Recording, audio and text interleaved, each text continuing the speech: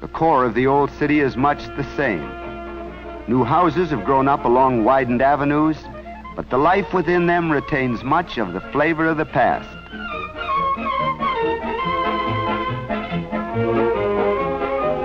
Take, for example, this house. It belongs to a wealthy doctor of ancient Spanish lineage. Despite the conservatism of his family, he has been educated in the most modern medical procedures. Although his clientele comes in large part from his own social group, he does much charity work. He is chief surgeon of the great workers' hospital, and this morning performs an appendectomy on a Lima cab driver, whose membership in the Social Security group of his working class entitles him to this care. At 12 o'clock, the doctor goes home to lunch.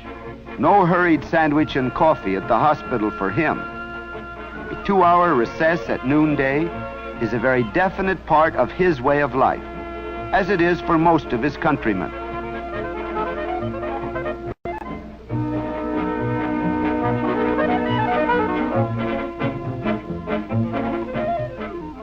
In his youth, the doctor was a bullfight enthusiast. Now he collects souvenirs of the sport, costumes and swords, and the heads of bulls slain in famous fights. 14 people live in this house, in addition to 9 servants.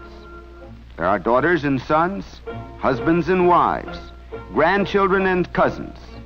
The members of this household are deeply, graciously hospitable to the few outsiders who penetrate their circle. The doctor is unquestioned master in his own house, benevolent ruler of 3 generations under the same roof. The mother, intelligent, devoted to her home, is a product of many generations who held women closely within the limits of the household. Although their position in society is slowly changing, the women of Peru still have no vote, cannot own property, cannot obtain a divorce.